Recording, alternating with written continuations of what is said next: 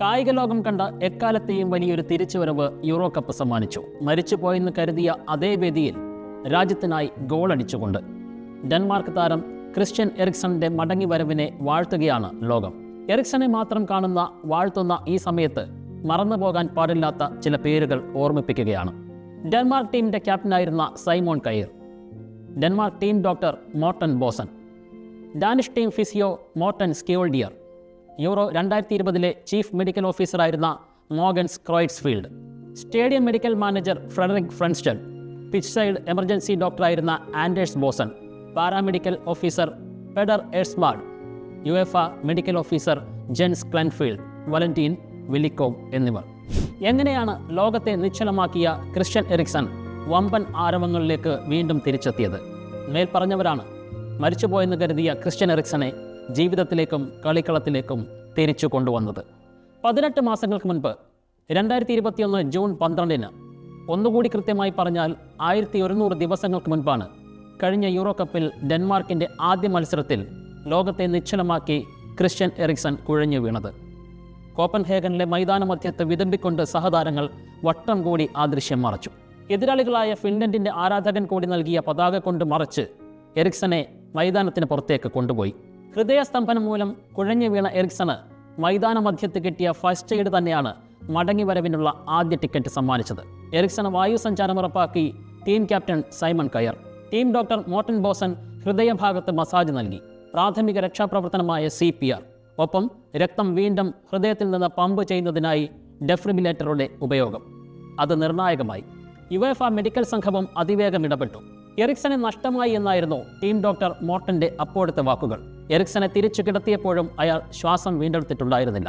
Side line pitch ഡോക്ടറും UEFA medical ഓഫീസറും അടിയന്തര തീരുമാനങ്ങളെടുത്തു. പകച്ചുപോകാതെ ഉടനടി പ്രതികരിച്ച ഡെൻമാർക്ക് താരങ്ങളുടെ നടപടി നിർണായകമായെന്ന് അവർ പറഞ്ഞു. കാർഡിയാക് അറസ്റ്റ് അഥവാ ഹൃദയസ്തംഭനം എന്നത് ഹാർട്ട് അറ്റാക്ക് അഥവാ ഹൃദയാഘാതം എന്നതിൽ നിന്നും വളരെ സൂക്ഷ്മതലത്തിൽ വ്യത്യാസപ്പെട്ടിരിക്കുന്നുവെന്ന് വൈദ്യശാസ്ത്രം പറയുന്നു. ശരീരത്തിലെമ്പാടുമുള്ള രക്തചംക്രമണം നിന്നു പോകുന്ന അവസ്ഥയാണ് കാർഡിയാക് അറസ്റ്റ്. പ്രാഥമിക ചികിത്സയ്ക്ക് ശേഷം സ്റ്റേഡിയത്തിന് പുറത്തേക്ക് കൊണ്ടുപോകുമ്പോൾ എറിക്സൺ ബോധം വീണ്ടെടുത്തിരുന്നു. ആശുപത്രിയിലും അത് തുടർന്നു. രക്തം പമ്പ് ചെയ്യാൻ ഹൃദയത്തിനാവശ്യമായ ഇമ്പൾസ് നൽകുന്നതിനായി പേസ് മേക്കറിന് സമാനമായ ഉപകരണം കാർഡിയോവെർട്ടർ ഡെഫ്രിബിലേറ്റർ എറിക്സണിൽ ഘടിപ്പിച്ചു. ഹൃദയമിടിപ്പ് സാധാരണഗതിയിൽ നിർത്താനും ഹൃദയസ്തംഭനം ഒഴിവാക്കാനും ഇപ്പോൾ അത് സഹായിക്കുന്നുണ്ട്. കളിക്കളത്തിൽ കുഴഞ്ഞു വീണ 259-ാം ദിവസം ക്രിസ്ത്യൻ എറിക്സൺ വീണ്ടും കളിക്കളത്തിലേക്ക് തിരിച്ചെത്തി.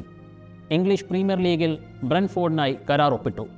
IDC ഘടിപ്പിച്ച് കളിക്കാൻ ഇറ്റലിയിൽ അനുവാദമില്ലാതിരുന്നതിനാൽ ഇന്റർ മിലാൻ എറിക്സണെ പോകാൻ അനുവദിക്കുകയായിരുന്നു. 2022 ഫെബ്രുവരിയിൽ ന്യൂകാസിൽ യുണൈറ്റഡിനെതിരെ എറിക്സൺ കളത്തിലിറങ്ങി. പിന്നാലെ മാഞ്ചസ്റ്റർ യുണൈറ്റഡിലെത്തി.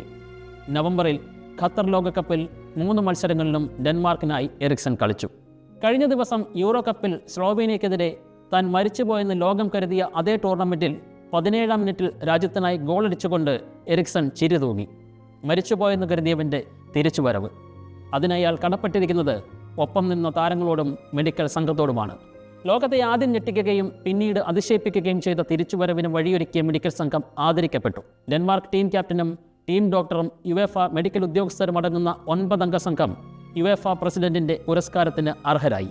ഞങ്ങൾ പഠിച്ചത്, ഞങ്ങൾ ചെയ്യേണ്ടത്, ഞങ്ങൾക്ക് കഴിയുമായിരുന്നത് ഞങ്ങൾ ചെയ്തു. ഞങ്ങളപ്പോൾ വികാരങ്ങൾക്ക് അടിമപ്പെട്ടില്ല. ഇപ്പോൾ ഏറെ സന്തോഷത്തിലാണ്.